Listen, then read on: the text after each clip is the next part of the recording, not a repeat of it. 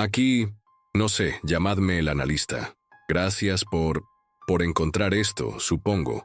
Antes de nada, una pregunta para quien sea que esté ahí fuera. ¿Cuál es esa ruta secreta? Ese atajo que solo tú conoces en tu ciudad, el que te ahorra 5 minutos cada día. Piensa en él. Ese camino por el callejón, ese pasadizo entre edificios, esa puerta de servicio que siempre está abierta. Puede que no lo sepas, pero esa podría ser la única habilidad que realmente importa ahora. Déjame tu respuesta si puedes. Me gustaría saber que no era el único con conocimientos inútiles. El metal de la escalera de incendios se clava en mis palmas sudorosas, y cada gemido del hierro oxidado bajo mi peso es una invitación al vacío. Unos 20 metros más abajo, la calle es un infierno de figuras que se retuercen y gritos que se ahogan demasiado rápido. Los disparos, esporádicos y desesperados, resuenan entre los edificios, puntuando la sinfonía macabra. Abajo, los gritos se mezclan con ese otro sonido, ese gorjeo húmedo y famélico que se ha convertido en la banda sonora de este nuevo mundo. El corazón me martillea contra las costillas, un tambor frenético que amenaza con delatarme. Supongo que os estaréis preguntando cómo demonios he acabado aquí, a 20 metros del suelo, aferrado a un trozo de hierro oxidado, a punto de decidir el destino de un grupo de extraños. La verdad es que yo también me lo pregunto. Para entenderlo, hay que rebobinar. No mucho. Apenas unas horas. Todo empezó esta misma mañana, con un atajo que tomé para llegar a una reunión de trabajo que odiaba. Un simple atajo que resultó ser un descenso directo al infierno, a este nuevo orden de cosas. Esta mañana el mundo todavía tenía sentido, aunque fuera un sentido que yo despreciaba profundamente. El nudo de la corbata me apretaba como una promesa de asfixia, un recordatorio diario de las 8 horas que pasaría frente a una hoja de cálculo, analizando datos que no le importaban a nadie para una empresa que no me importaba a mí. Los zapatos me apretaban un poco en el talón izquierdo, y la perspectiva de la reunión con el señor Davis, mi jefe, me provocaba una acidez familiar en el estómago. Iba tarde, como casi siempre, por apurar 5 minutos más en la cama. Decidí tomar el atajo, el mismo de siempre, el callejón que cortaba por detrás de la lavandería Lava Fácil y el restaurante chino. Era más rápido que rodear la manzana y me ahorraba el semáforo de la esquina. El aire allí siempre olía a una mezcla peculiar de detergente barato, grasa de freidora y la humedad perpetua de los contenedores de basura. Era un olor desagradable, pero familiar. Un pequeño secreto urbano que me hacía sentir por un instante que era más listo que el resto de los peatones que seguían la ruta establecida. Fue una mancha de movimiento errático lo que captó mi atención, justo al lado de los contenedores del edificio de oficinas de al lado.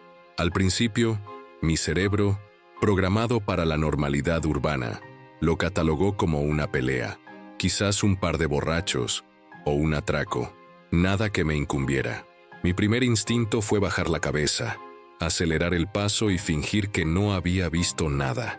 La indiferencia es el principal mecanismo de supervivencia en una gran ciudad, o al menos lo era hasta esta mañana. Pero algo no cuadraba. No había gritos de enfado, no había el típico intercambio de insultos, solo un movimiento espasmódico y un sonido bajo, gutural. La curiosidad, esa estúpida y traicionera curiosidad, me hizo reducir la velocidad. Entrecerré los ojos, intentando dar sentido a la escena.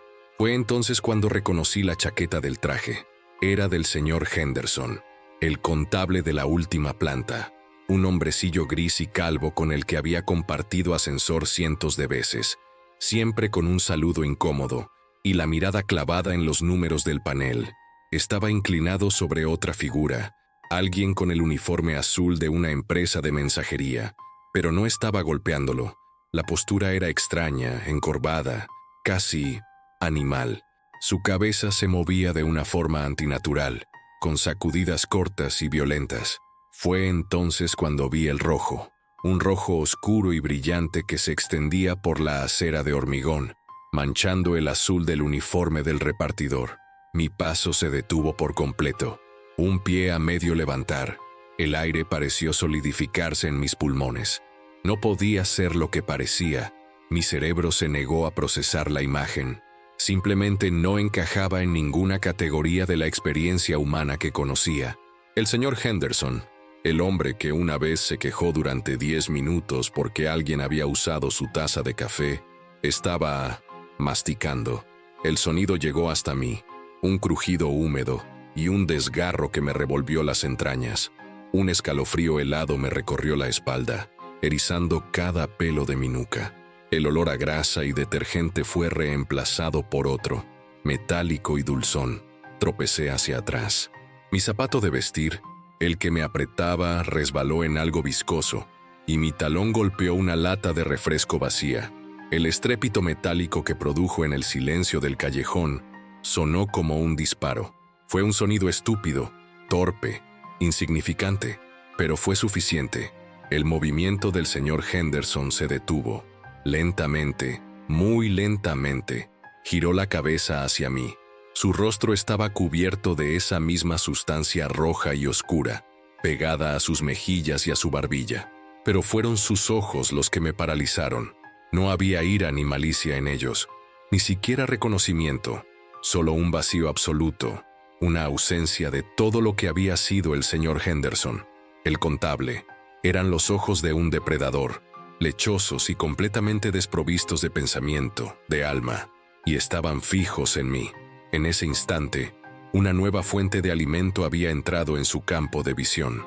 Mi mano voló a mi boca para ahogar un grito, pero ya era demasiado tarde. El único pensamiento que cruzó mi mente fue una palabra: corre. Fue entonces cuando empezaron las sirenas. Primero una, lejana, luego 2, luego 10. Una cacofonía creciente que parecía venir de todas direcciones a la vez. El lamento colectivo de la ciudad al darse cuenta de que algo iba terriblemente mal. El señor Henderson pareció ignorarlas, dando un paso torpe en mi dirección, con un gruñido bajo y hambriento vibrando en su pecho.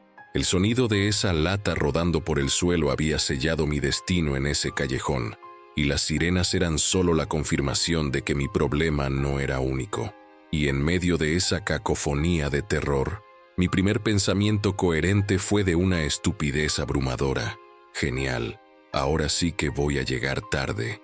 Esa frase absurda se repitió en mi cabeza, mientras mis piernas por fin obedecían la orden de mi cerebro. Di media vuelta y corrí. Corrí como no lo había hecho en años, con el sonido de los zapatos caros del señor Henderson arrastrándose por el asfalto justo detrás de mí, un ritmo desigual y amenazador que me perseguiría en mis pesadillas. Salí del callejón a la calle principal y el caos me golpeó como un muro. No era solo mi problema, era el problema de todos. La gente corría en todas direcciones, con los rostros desencajados por el pánico. Los coches se habían subido a las aceras. Algunos chocaban entre sí en un estruendo de metal y cristales rotos. Los gritos eran la banda sonora principal, un coro de terror puro. Mi encuentro aislado no era un incidente, era el comienzo de todo. Instintivamente, me pegué a la pared del edificio, intentando hacerme pequeño, invisible. Era un truco que había perfeccionado durante años de reuniones de empresa y fiestas de oficina. El arte de no llamar la atención, de fundirte con el fondo. Mientras la multitud corría a ciegas por el centro de la calle, yo me deslizaba por los bordes, usando el pánico de los demás como mi propio camuflaje. El señor Henderson se había perdido en la marabunta, probablemente atraído por presas más lentas y fáciles. La lógica me decía que mi apartamento era el lugar más seguro, pero estaba al otro lado de la ciudad, un viaje imposible a través de este nuevo infierno. Mi siguiente mejor opción era mi lugar de trabajo, el anónimo edificio de oficinas donde pasaba mis días. Era un búnker de hormigón y cristal, y conocía cada rincón. No las rutas de evacuación oficiales, claro, sino las otras, las rutas que nadie usa, las que yo conocía por pura y aburrida observación. Mi mente, normalmente ocupada con números y proyecciones, se convirtió en un mapa tridimensional de la ciudad oculta. La estación de metro de la calle Quinta estaría atascada, un cuello de botella mortal, pero la entrada de servicio 3 manzanas al sur, la que usan los equipos de mantenimiento de madrugada, probablemente estaría vacía. Los preppers, esos tipos con chalecos tácticos que siempre parecían estar esperando este día, corrían por las avenidas principales, convirtiéndose en blancos fáciles. Yo no. Yo pensaba en las sombras. Mi ruta no era una línea recta. Era una serie de saltos calculados a través de los espacios olvidados. El primer tramo fue un pasillo de servicio que conectaba la parte trasera de una hilera de tiendas. Era oscuro y olía a rata y a humedad. Podía oír los gritos y los choques de la calle a través de las delgadas paredes. Cada sonido una aguja de hielo en mi sistema nervioso. Mantenía una mano en la pared de ladrillo, usando la textura rugosa para guiarme en la penumbra. Cada paso era un acto de fe. El suelo estaba resbaladizo por un goteo constante de alguna tubería. El sonido de mi propia respiración me parecía atronador y estaba convencido de que cualquier cosa que acechara en la oscuridad podría oírme. Me detuve un instante, con el corazón desbocado, al oír un ruido de arrastre por delante. Contuve el aliento, esperando un ataque, solo para ver a una enorme rata pasar corriendo, tan asustada como yo. Solté el aire en un temblor silencioso. Al final del pasillo, una puerta metálica me devolvió a la luz del día, o a lo que quedaba de ella. Estaba en un pequeño patio interior lleno de cubos de basura y equipos de aire acondicionado zumbando. La ruta hacia la entrada de servicio del metro requería cruzar una pequeña plaza. No era ancha, quizás 30 metros, pero en ese momento parecía un océano de exposición. Al otro lado, podía verlos, una docena de ellos, quizás más, pululando alrededor de un coche volcado.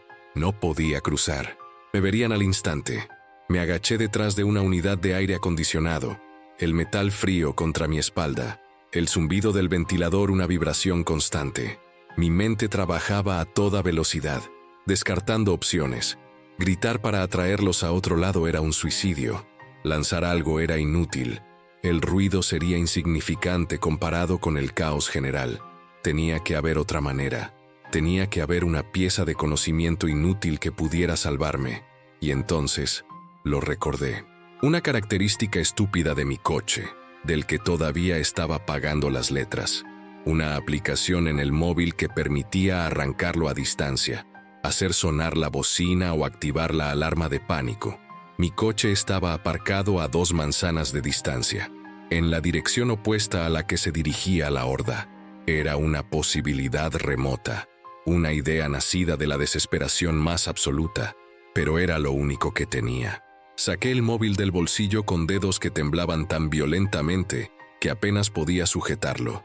La pantalla estaba rota en una esquina desde hacía meses, una reparación que siempre posponía. Deslicé el dedo para desbloquearlo, rezando para que la red de datos, aunque fuera por un instante, funcionara. La aplicación tardó una eternidad en abrirse. Cada segundo de carga era una tortura. Mis ojos no se apartaban de las figuras que se movían en la plaza. El sudor me goteaba de la frente y caía sobre la pantalla, creando pequeñas manchas que distorsionaban la imagen. La interfaz de la aplicación apareció por fin. Un gran botón rojo con la etiqueta pánico. Mis compañeros de trabajo se habían reído de mí por pagar por esa función. ¿Para qué quieres eso?, me habían preguntado. Para encontrar el coche en el aparcamiento. Había mentido yo. Ahora, mi vida dependía de ese estúpido y caro botón rojo. Apreté el pulgar contra el cristal. Durante un segundo no pasó nada. Un silencio aterrador en el que mi corazón pareció detenerse por completo. Pensé que no había funcionado, que la red estaba muerta, que iba a morir aquí, agazapado detrás de un aparato de aire acondicionado, por culpa de una mala conexión a Internet. Era un final tan patético y propio de mi vida que casi me eché a reír. Y entonces lo oí, débil al principio, pero inconfundible. A lo lejos, el sonido estridente y repetitivo de la alarma de mi coche. Uyu, uyu, uyu. Un sonido diseñado para llamar la atención, para gritar, «¡Aquí pasa algo!».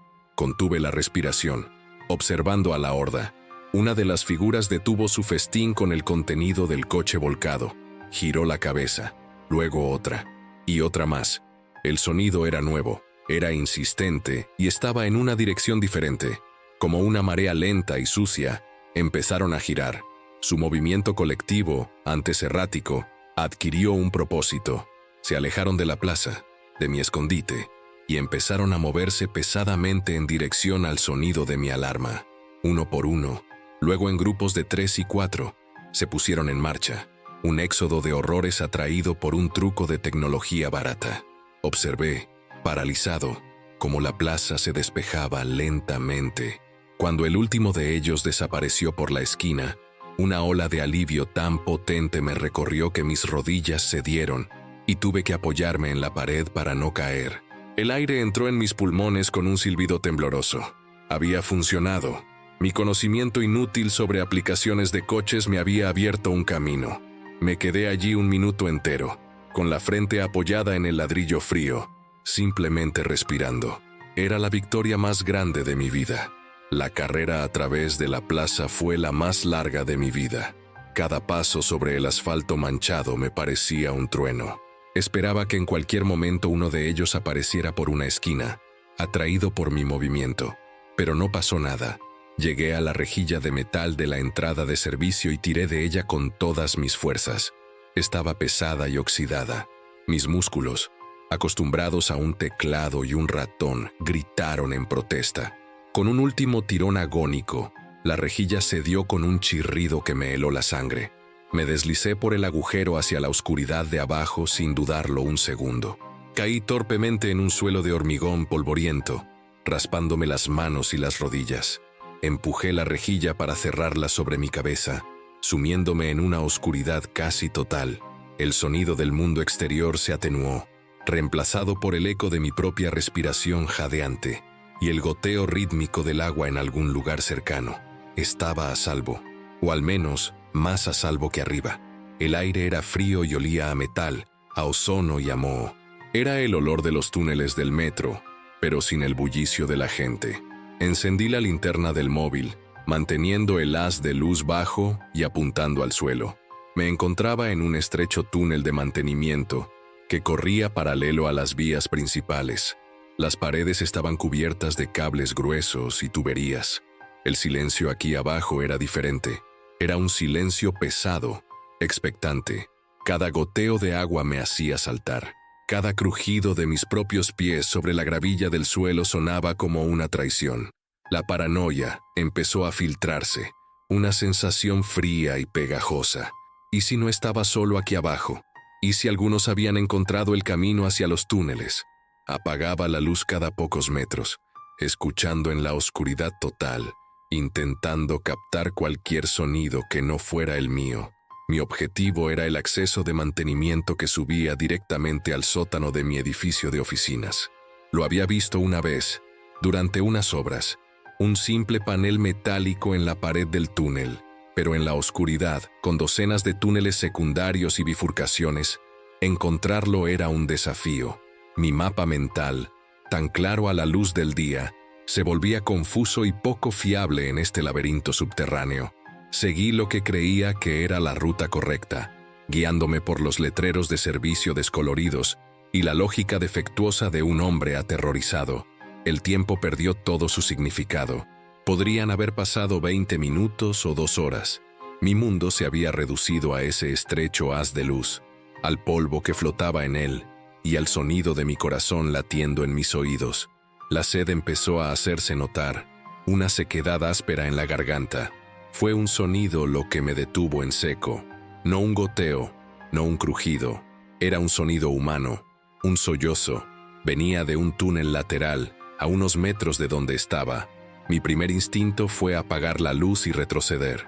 El instinto que me había mantenido vivo hasta ahora. El ruido atrae a los muertos, y la gente hace ruido. Era la regla más simple y brutal de este nuevo mundo, una que había aprendido en apenas unas horas. Pero el sollozo era de un niño. Era un sonido inequívoco de miedo y desesperación infantil, y atravesó mi coraza de pánico como nada lo había hecho antes.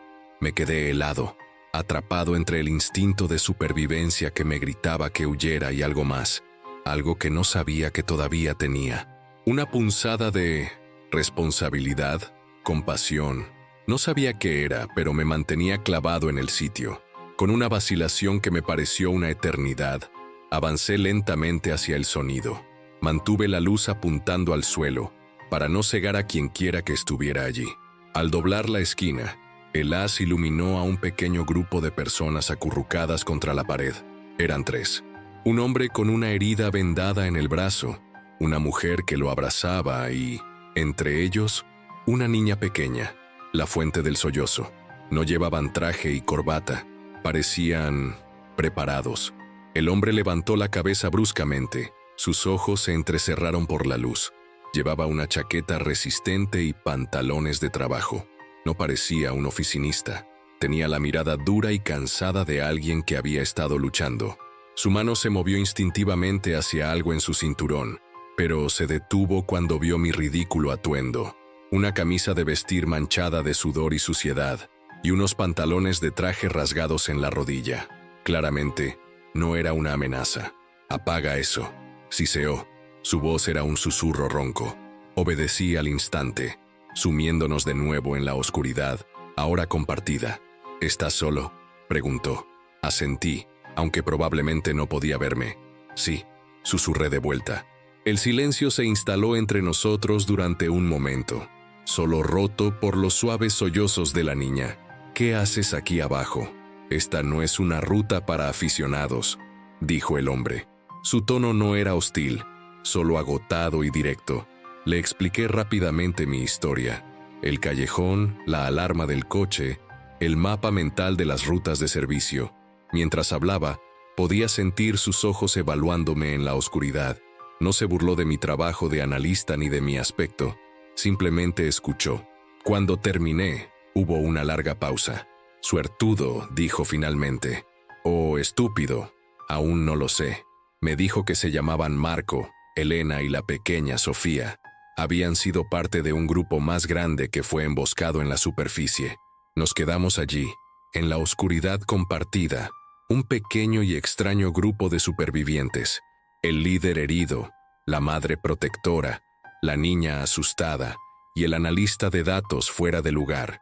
Marco explicó que estaban intentando llegar a un supuesto refugio militar al otro lado del río, pero la herida de su brazo lo estaba ralentizando. La infección estaba empezando a notarse, un calor que, según dijo, se extendía por su brazo. Decidimos movernos juntos. Mi conocimiento de los túneles y su, aunque limitada, experiencia en combate parecían una buena combinación, o al menos una menos mala que estar solos. Avanzamos en silencio, con Marco a la cabeza, a pesar de su herida. Yo iba justo detrás, iluminando el camino con ráfagas cortas de la linterna del móvil, conservando la batería. Elena cerraba la marcha con una mano siempre en el hombro de Sofía. Llegamos a mi destino antes de lo que esperaba, el panel de acceso a mi edificio.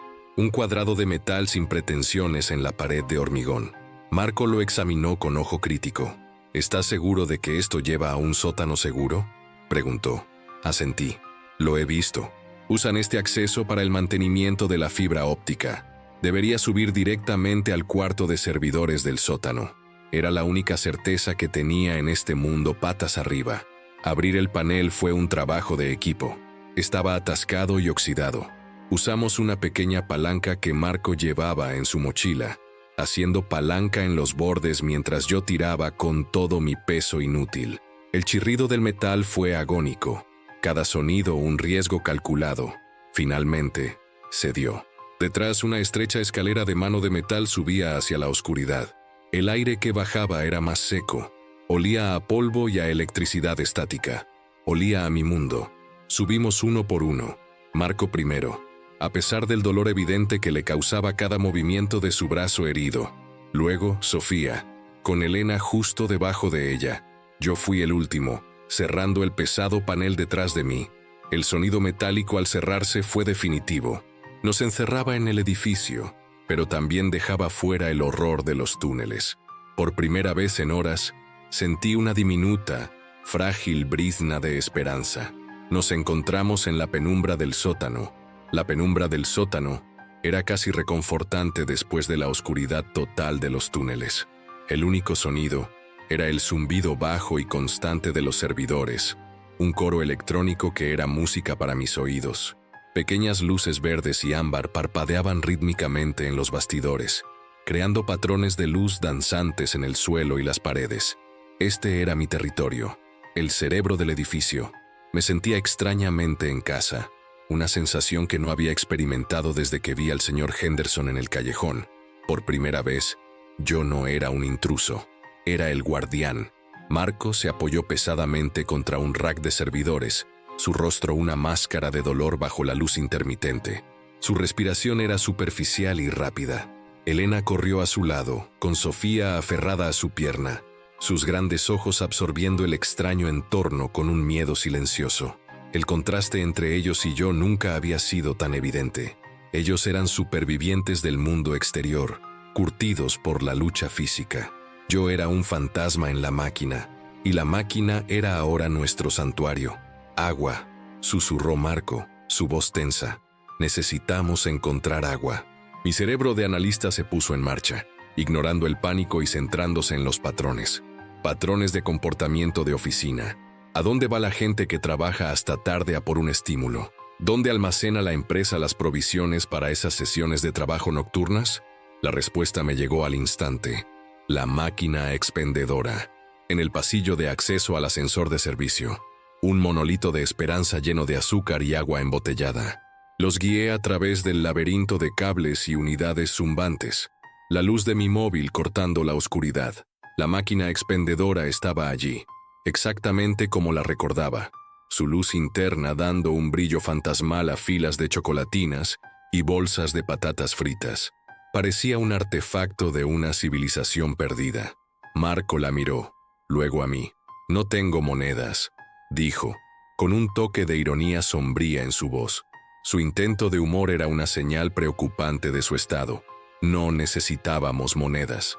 Cogí una pesada llave inglesa de un kit de herramientas de emergencia en la pared, una de esas cosas que siempre habían estado ahí pero que nadie nunca miraba dos veces. El sonido del cristal al romperse fue ensordecedor en el silencio del sótano. Sofía se sobresaltó y enterró el rostro en la pierna de su madre. Por un momento, todos nos quedamos en silencio, escuchando, pero el único sonido que siguió fue el zumbido de los servidores. Estábamos solos, estábamos a salvo. Por ahora, nos pasamos las botellas de agua y las barritas de proteínas como si fueran oro.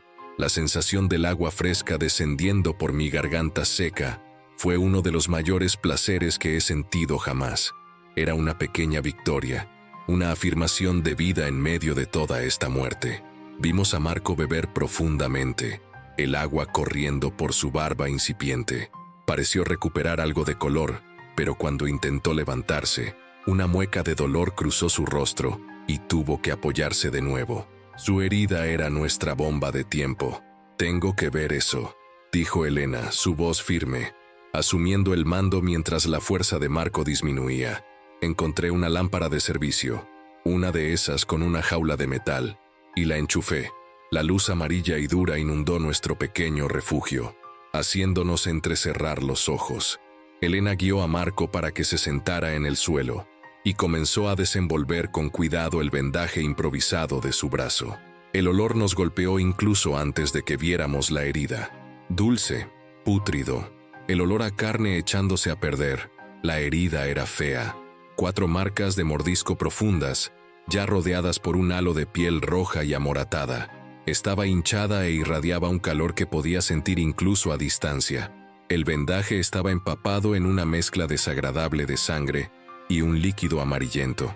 Elena contuvo el aliento, su rostro pálido bajo la luz dura. Sofía se tapó los ojos, pero yo no podía apartar la mirada. Mi mente analítica estaba procesando los datos, y la conclusión era inequívoca. Sepsis, shock, muerte. Corrí hacia el botiquín de primeros auxilios del sótano, aquel para el que tenía una llave, para los cortes de papel y los dolores de cabeza.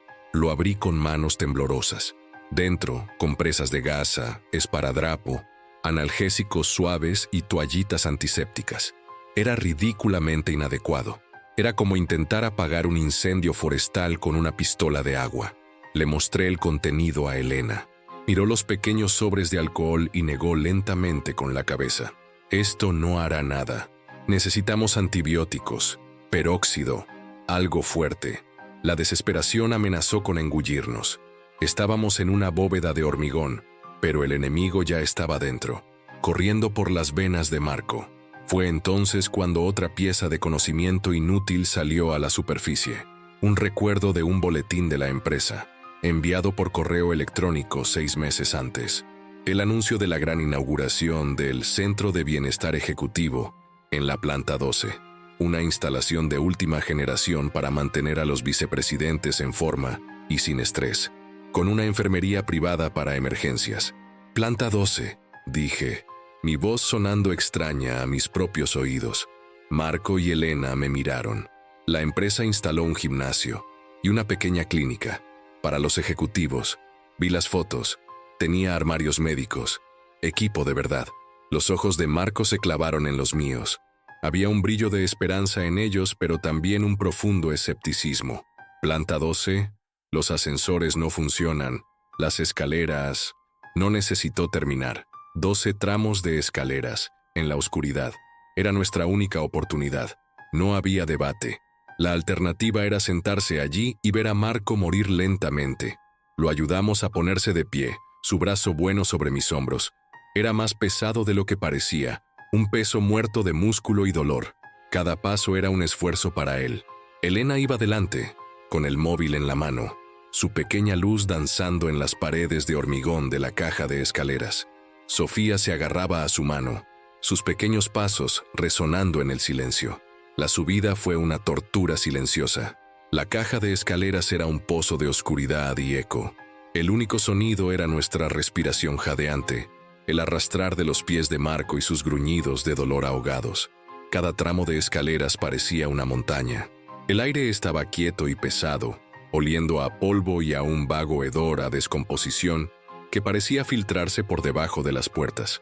Pasamos por plantas de oficinas silenciosas, mundos sellados de normalidad interrumpida. En cada rellano, nos deteníamos a descansar. Marco se apoyaba en la pared, sudando profusamente, su rostro cada vez más pálido. En esos momentos de silencio, mi mente divagaba. Miraba las puertas de metal con los números de las plantas y recordaba a la gente que trabajaba allí. Contabilidad en la 7ª, marketing en la 9ª, gente con familias, hipotecas, planes para el fin de semana.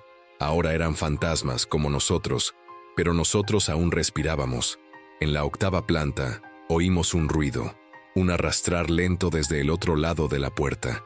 Todos nos quedamos inmóviles, nuestros cuerpos tensos. El sonido era pesado, arrastrado, sin ritmo. El sonido de algo moviéndose sin propósito, salvo el hambre. No era el sonido de una persona, era uno de ellos. Atrapado en la 8ª planta, miré el pomo de la puerta, esperando en cualquier segundo que empezara a girar. Marco me agarró más fuerte del hombro. Elena se llevó un dedo a los labios, sus ojos muy abiertos de terror.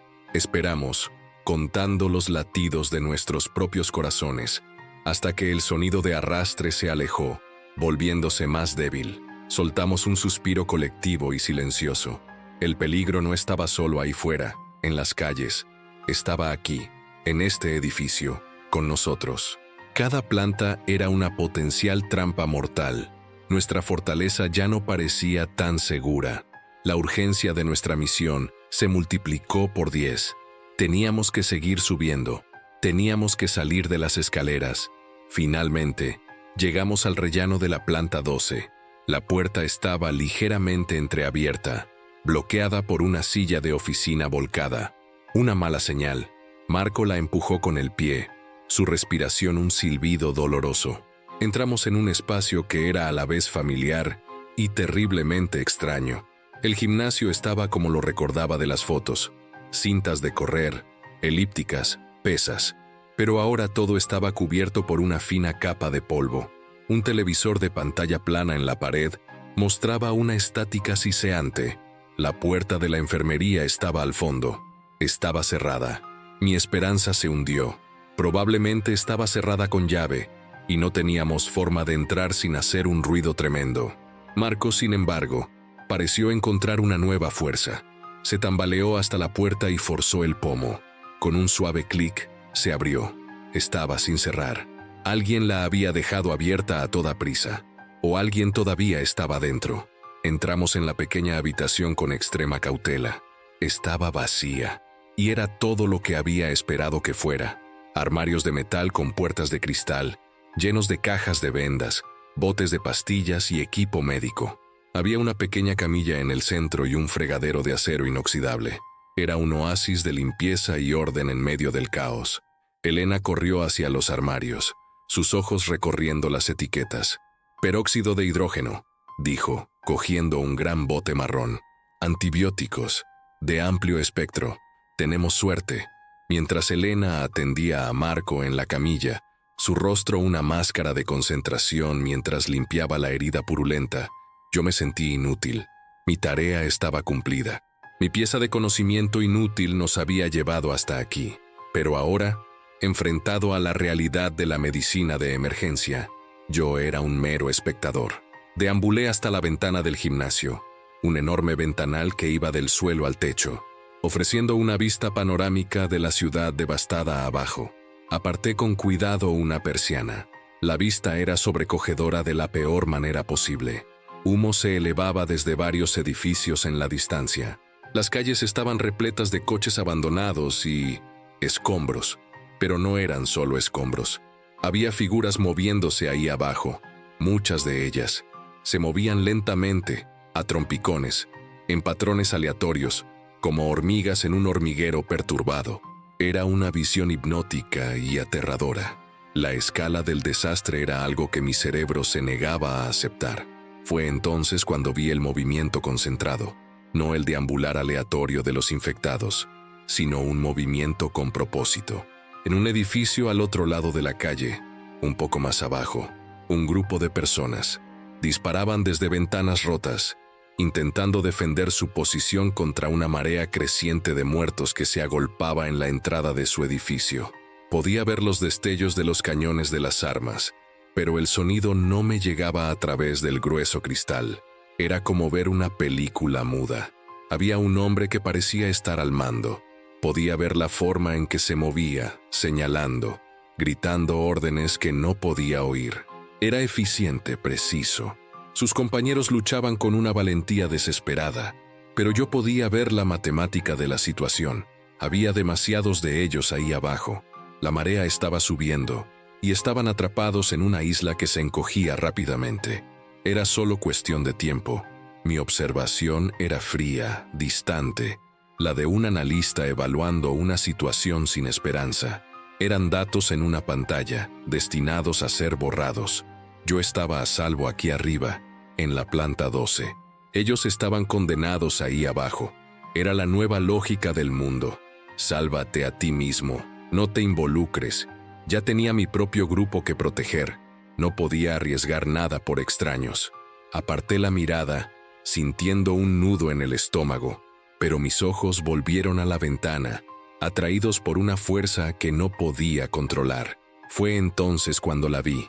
Una pequeña figura, resguardada detrás de un escritorio volcado, cerca del hombre que lideraba. Llevaba una capucha roja. Una niña. No podía tener más de 10 años. No estaba luchando, solo se estaba escondiendo. Y en ese instante, la distancia entre la planta 12 y la calle desapareció. La niña no era un dato, era Sofía, era mi sobrina. El aire se quedó atrapado en mis pulmones. El zumbido distante en mis oídos se convirtió en un rugido. Todo lo que me había mantenido a salvo, mi distancia, mi lógica, mi anonimato, se derrumbó. Ya no eran extraños. Eran una familia siendo masacrada, y yo estaba observando desde una posición privilegiada, como un dios cobarde. Mi seguridad de repente me pareció asquerosa, una traición a cualquier decencia que me quedara. Mi mente, mi único activo, empezó a trabajar de una forma diferente. Dejé de ver la escena tácticamente y empecé a verla arquitectónicamente. Conocía estos edificios. Había pasado por delante de ellos todos los días. El edificio de ellos era más antiguo. Tenía esas viejas escaleras de incendios de metal, las que la ciudad había declarado inseguras años atrás. Miré la parte trasera de su edificio, la parte que ellos no podían ver desde su posición, y allí estaba, Una escalera de incendios endeble y oxidada que subía por la pared de ladrillo. Estaba en mal estado. Le faltaban algunos peldaños, pero parecía intacta. Llevaba al tejado, y el tejado de su edificio. Recordé una conversación que oí entre dos trabajadores de la construcción. Su tejado conectaba con el tejado del edificio de al lado, a través de un pequeño puente de mantenimiento, y ese otro edificio tenía acceso a un callejón seguro. Era una salida. Ellos no podían verla. Estaban demasiado ocupados luchando en el frente como para siquiera pensar en mirar atrás. Pero yo podía verla. Desde mi torre de marfil, podía ver su único camino hacia la salvación. Era un camino peligroso, arriesgado, pero era un camino. Y la decisión se formó en mi mente, no como un pensamiento, sino como una certeza física. Una certeza que me llenó de un terror tan profundo que me dio náuseas. Me aparté de la ventana. Elena había terminado de limpiar y vendar el brazo de Marco. Parecía mejor. El dolor en sus ojos reemplazado por un agotamiento extremo. Se estaba tomando las pastillas de antibiótico con un trago de agua. Me miraron. Mi rostro debió de haberlo revelado todo. «¿Qué pasa?», preguntó Elena, su voz llena de una nueva aprensión. «¿Qué has visto?». Señalé la ventana. «Hay un grupo, al otro lado de la calle. Están atrapados. No aguantarán mucho más». Marco intentó sentarse. «Ese no es nuestro problema. Tenemos que preocuparnos por nosotros». Su voz era áspera pero pragmática. Tenía razón. La lógica estaba de su lado, pero yo ya no podía oír la lógica. Solo podía ver la capucha roja de la niña. «¿Tienen una niña con ellos?», dije, y mi propia voz me sonó lejana. «Veo una salida para ellos, una ruta que no conocen, una escalera de incendios en la parte de atrás». Marco me miró como si me hubiera vuelto loco. «¿Y qué piensas hacer? ¿Lanzarles una nota de papel? ¿Gritar por la ventana y atraer a todos los muertos vivientes en un radio de 1 kilómetro hasta nosotros?» Su sarcasmo era un muro, pero yo ya estaba al otro lado. «Puedo llegar hasta allí», dije, y las palabras salieron antes de que pudiera detenerlas. «El tejado de este edificio conecta con el tejado del banco de al lado. Desde el tejado del banco puedo bajar al patio trasero. Desde allí es una carrera corta hasta la base de su escalera de incendios. Puedo subir y sacarlos de allí, guiarlos por la misma ruta para salir». El plan sonaba demencial dicho en voz alta. Era un plan de una película de acción, no de un analista de datos. El silencio en la habitación era pesado. Elena me miraba con una mezcla de miedo y algo que no pude identificar. Quizás respeto. Marco negó con la cabeza. «Es un suicidio. No eres un soldado. Eres un tipo con camisa de vestir». Tenía razón. Yo no era nada. Era anónimo, mediocre. Y esa era mi única ventaja. Nadie esperaría que yo hiciera esto. Ni siquiera yo mismo. «Tienen más armas, más gente», argumenté, mi voz ganando una extraña firmeza. «Si los salvamos, pueden ayudarnos». «Ayudarte a ti», dije, mirando su brazo vendado. «Tu idea de llegar al refugio militar es imposible para nosotros 4. Con ellos quizás tengamos una oportunidad». Mi lógica de analista estaba de vuelta, retorciéndose para justificar una decisión que ya había sido tomada por mi corazón. «No», dijo Elena suavemente, su voz temblando. «Es demasiado peligroso». Y Sofía agarró a su hija con más fuerza, como si yo estuviera intentando quitársela. «Yo me quedo», dije rápidamente. «Ustedes 3 se quedan aquí. Cierran la puerta con llave. Estarán a salvo, iré solo. Si no vuelvo en 1 hora, sigan su camino. Olvídense de mí». Era una oferta terrible, pero era la única que podía hacer. Marco me miró durante un largo rato, sus ojos evaluándome. Vio mi determinación, vio que no estaba pidiendo permiso. Suspiró, un sonido de profunda resignación. «Si te atrapan, no los guíes hasta aquí. ¿Entendido?». Asentí. Era un trato justo. Su supervivencia por mi intento de heroísmo.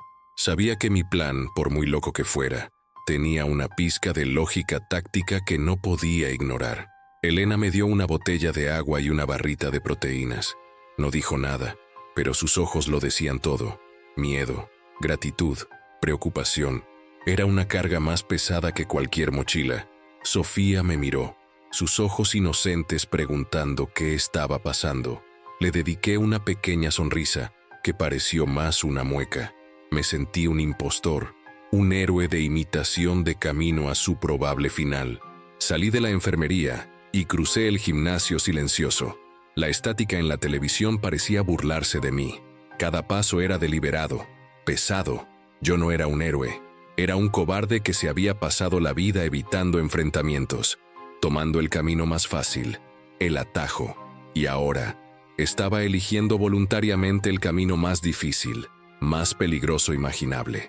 La ironía era tan abrumadora que era casi divertida.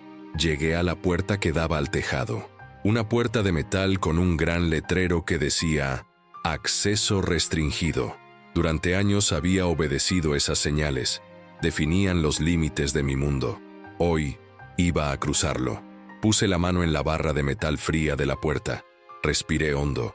El aire viciado del gimnasio llenando mis pulmones por última vez. Al otro lado de esa puerta estaba el cielo abierto, el viento, el peligro y una escalera de incendios oxidada. Abrí la puerta y me recibió el viento frío de la noche y el paisaje sonoro de la ciudad muerta. Los gemidos lejanos, el eco ocasional de un grito. El cielo estaba nublado, la luna una mancha pálida detrás de las nubes. El tejado era un paisaje de alquitrán y conductos de ventilación. El puente de mantenimiento hacia el edificio del banco estaba a unos 50 metros de distancia. Parecía 1 kilómetro. Comencé mi viaje, agachado, moviéndome de un conducto de aire acondicionado a otro. El viento silbaba en mis oídos, ahogando los sonidos de la calle de abajo. Cada sombra parecía un enemigo. Cada ruido repentino del viento hacía que mi corazón saltara a la garganta. Yo era el tipo que se quejaba si su café no estaba a la temperatura correcta, y ahora estaba en el tejado de un rascacielos, preparándome para salvar a extraños de un apocalipsis zombie. Llegué al borde del tejado del edificio contiguo, el que tenía la escalera de incendios. Miré hacia abajo. El metal oxidado descendía por la pared de ladrillo hasta la oscuridad del callejón. Ahí era donde tenía que llegar. Se me revolvió el estómago. Me agarré al borde del tejado, sintiendo la grava suelta bajo mis palmas sudorosas. Fue en ese momento que comenzó mi video diario, ese momento de pura y vertiginosa decisión. Fue el momento en que dejé de ser el superviviente accidental, el momento en que el analista de datos, el hombre invisible, el cobarde, tomó una decisión, la decisión de no esconderse, la decisión de usar su conocimiento inútil, su mediocridad, como un arma. Me agarré a la parte superior de la escalera de metal, el frío mordiéndome la piel. El metal gimió en protesta, y comencé a descender hacia el infierno que había decidido enfrentar. El primer peldaño gimió bajo mi zapato como si fuera un animal herido. Me congelé, con cada músculo tenso, esperando que el sonido atrajera la atención no deseada de abajo. Pero la sinfonía de gemidos y gritos de la calle era lo suficientemente alta como para enmascarar mi descenso. El metal estaba frío y húmedo bajo mis palmas, cubierto por una capa de óxido áspero que se deshacía bajo mi agarre. Cada movimiento era deliberado, una ecuación de riesgo calculada por una parte de mi cerebro, mientras la otra parte gritaba en puro y absoluto terror. La escalera se balanceaba ligeramente con cada paso que daba. No estaba anclada a la pared tan firmemente como debería. Podía sentir los tornillos cediendo, el metal raspando contra el ladrillo. Mirar hacia abajo era un error. La oscuridad del callejón parecía un pozo sin fondo, una boca abierta esperando a tragarme. Me concentré en la pared de ladrillo, en el patrón de la argamasa, en cualquier cosa que no fuera el vacío vertiginoso que había debajo de mí. El viento silbaba a mi alrededor, un susurro frío que amenazaba con arrancarme de mi precario asidero.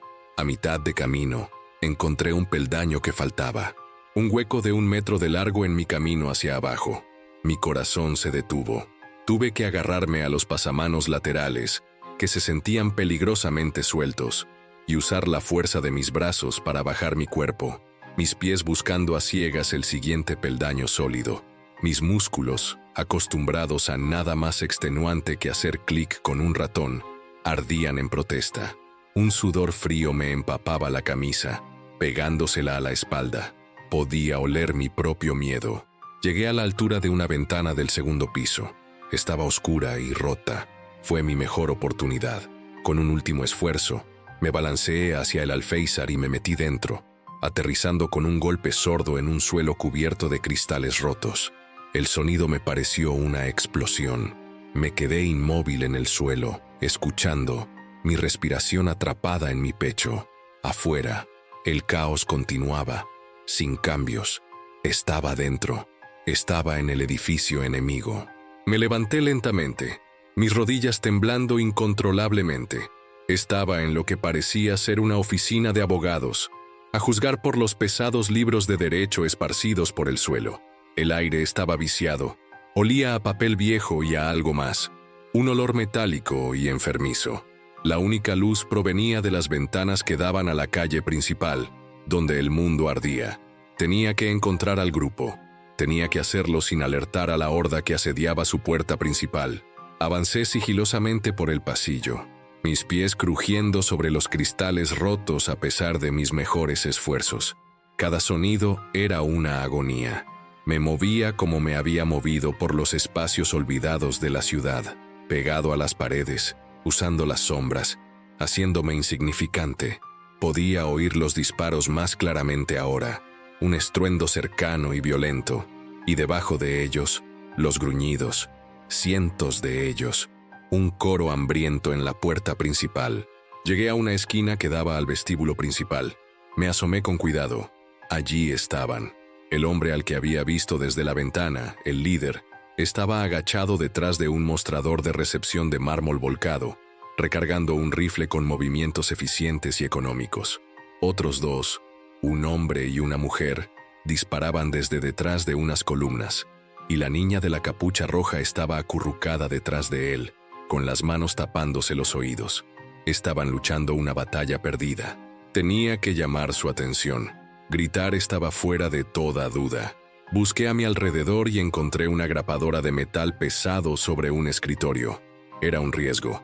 El sonido podría ser malinterpretado, pero era más silencioso que un grito. Me asomé de nuevo y, apuntando a la pared que estaba a unos metros detrás del líder, la lancé.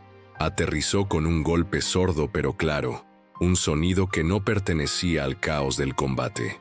El líder se giró al instante, con el rifle levantado, sus ojos barriendo la oscuridad de donde yo estaba. No disparó, esperó.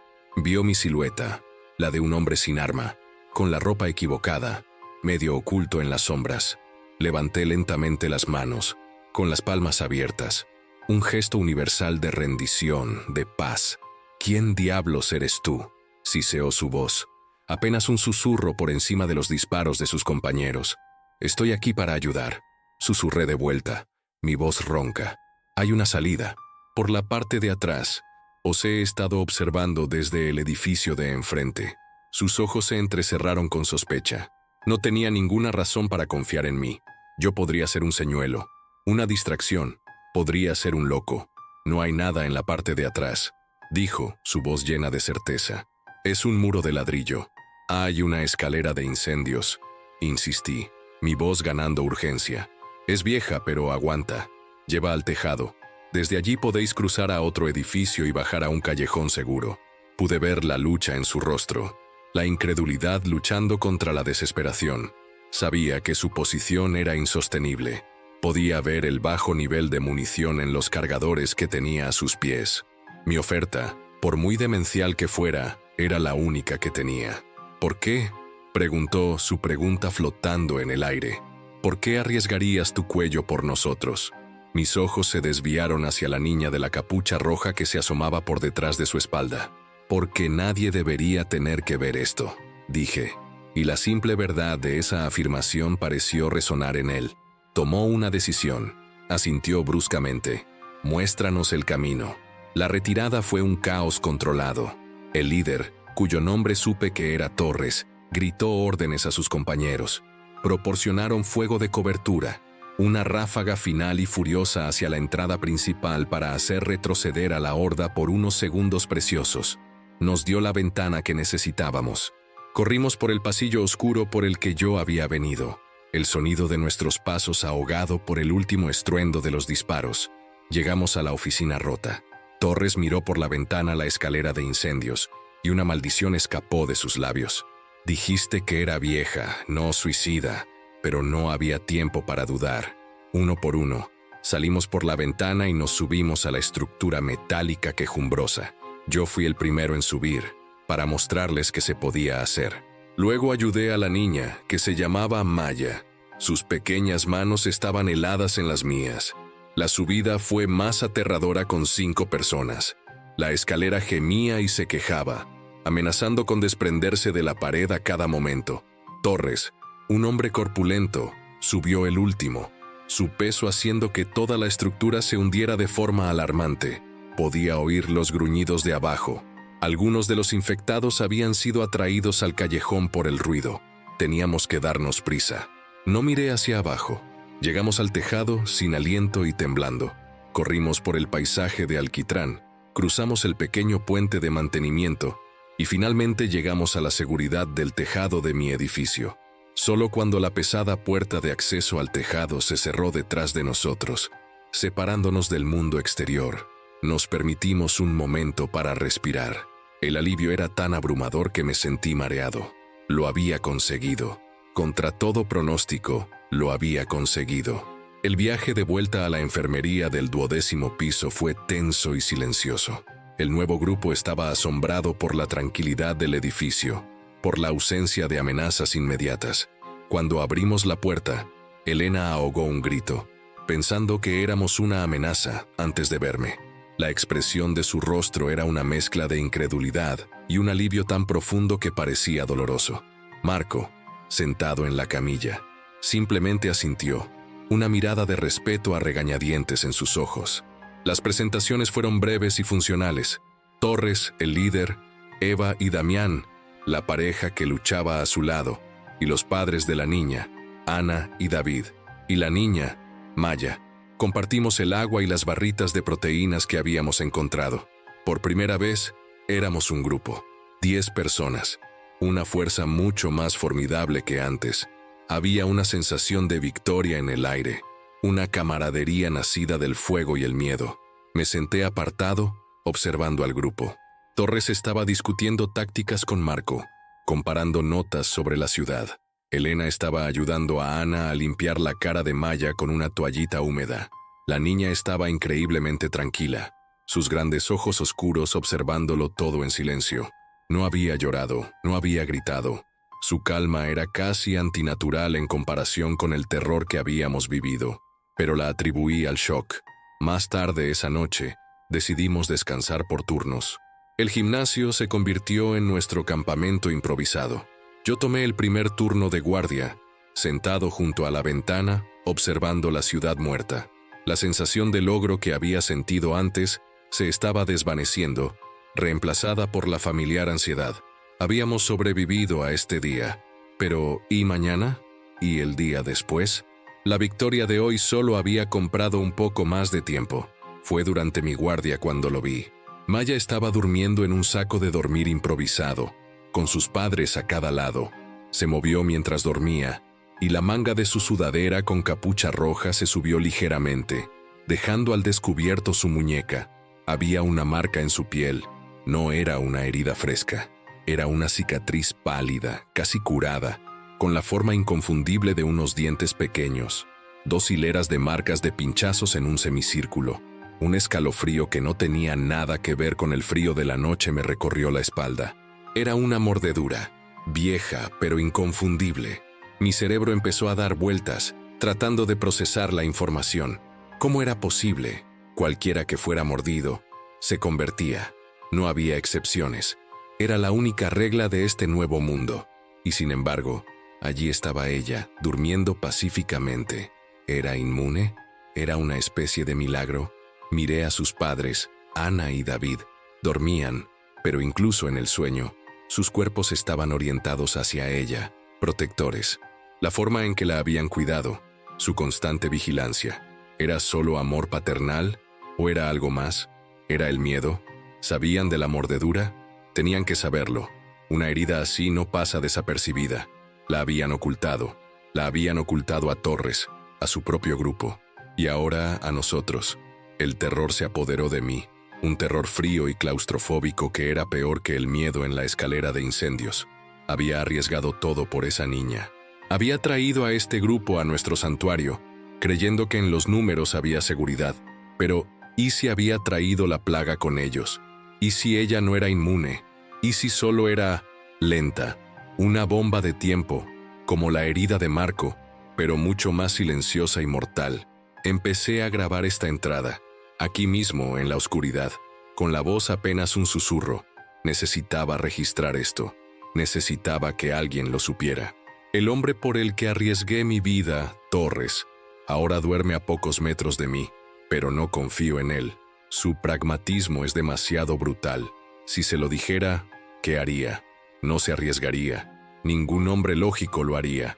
Vería a la niña no como una superviviente, sino como una amenaza que debe ser neutralizada. ¿Y sus padres? ¿Qué clase de desesperación te llevaría a ocultar algo así? La esperanza de que tu hija sea la única excepción a la regla. La esperanza de que el amor de un padre pueda de alguna manera vencer a la plaga. Es una esperanza que podría matarnos a todos. Me han puesto en una posición imposible. He pasado de ser un superviviente accidental a un héroe reacio, y ahora a guardián de un secreto que podría destruirnos desde dentro.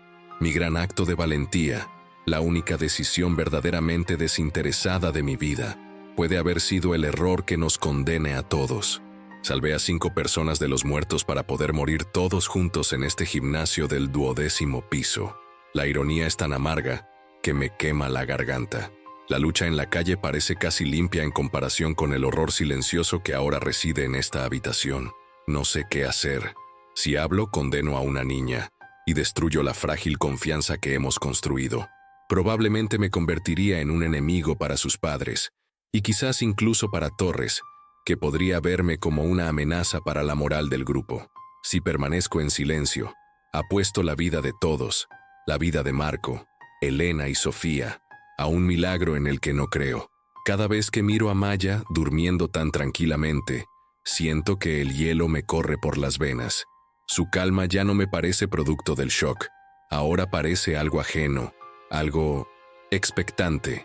La he salvado del infierno de ahí fuera solo para darme cuenta de que podría haber traído el infierno aquí dentro, envuelto en una sudadera con capucha roja. Así que aquí estoy, el analista, atrapado con un dato que no encaja en ningún modelo. Una anomalía que podría ser nuestra salvación o nuestra aniquilación total. Y tengo que tomar una decisión, de nuevo. Pero esta vez no hay un camino claro. No hay una ruta de escape arquitectónica que pueda ver.